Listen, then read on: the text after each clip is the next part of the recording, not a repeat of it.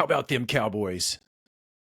If you're like me, you're very sad this time of the year that your Dallas Cowboys lost in the playoffs, which has become sort of a status quo for them.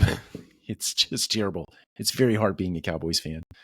It's almost as hard as being a Buffalo Bills fan. I work with a gentleman in a prior life that is a huge Buffalo Bills fan, like off the charts, Bills Mafia. And the Bills lost again to the Kansas City Chiefs, who I really have a great disdain for.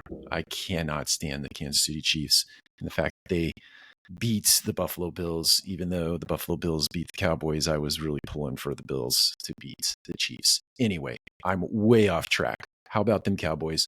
The reason I led into today by saying that is that Jimmy Johnson, back in the day, when Jimmy Johnson was the coach of the Cowboys, when they, in my head, or yeah, at least in my lifetime, the Cowboys were on top of the world. I think they won 3 Super Bowls in the 90s. Definitely 2, possibly 3. That tells you how much of a Cowboys fan I am. I've lost a lot of interest over the years. But anyway, they were riding high. I was in Troy Aikman, Emmitt Smith, Leon Lett, Michael Irvin, some of the big names if you're into football. So anyway,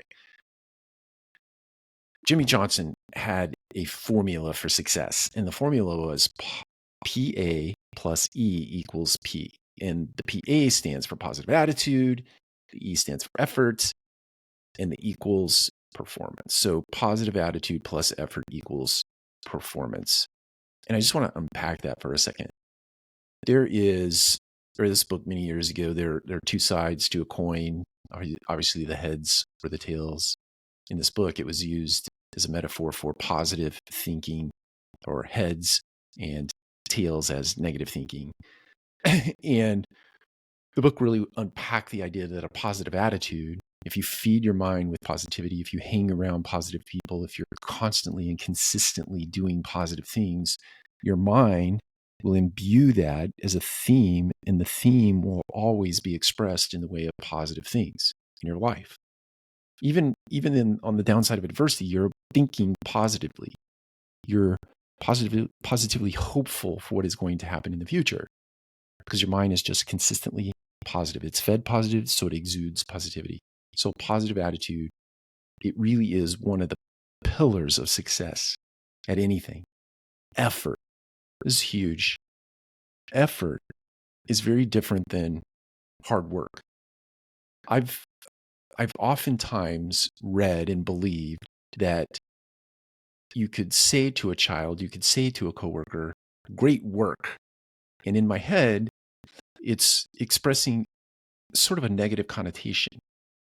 Work is like something that you do. It's like toil. It's like a burden. It's like heavy lifting. It's like the worst kinds of participation and expression of life.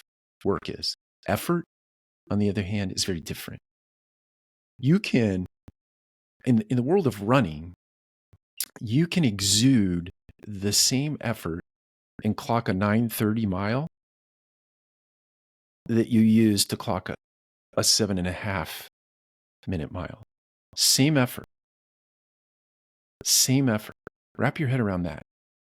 You're not putting out any more effort to clock 7.5 that you are 9.5 because there is this accelerant that kicks off in your mind, in your heart, in your body, in your soul that gives effort an entirely different meaning than hard work.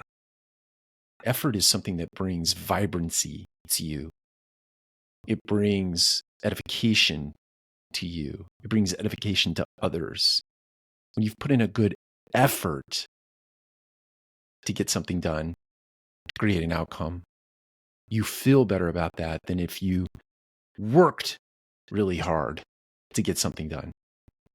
Effort and work are 2 very different things. I encourage you to dive into that. And then that equals performance in Jimmy Johnson's equation. So positive attitude plus effort equals performance. My encouragement to you today, to this post, is to do anything and everything you can to get surrounded by positive people in your workplace, in your home life, in your community work. Surround yourself with positive people. Be very quick to exit anybody in your social group, in your work group that doesn't have a positive attitude, can-do attitude. And then make sure everybody is putting forth effort instead of work. Make sure you understand the difference between those two things and make sure you're putting forth effort. And you're preaching effort. You're creating a culture of effort. And then you will get the performance that you're looking for. Take care. We'll talk to you again soon.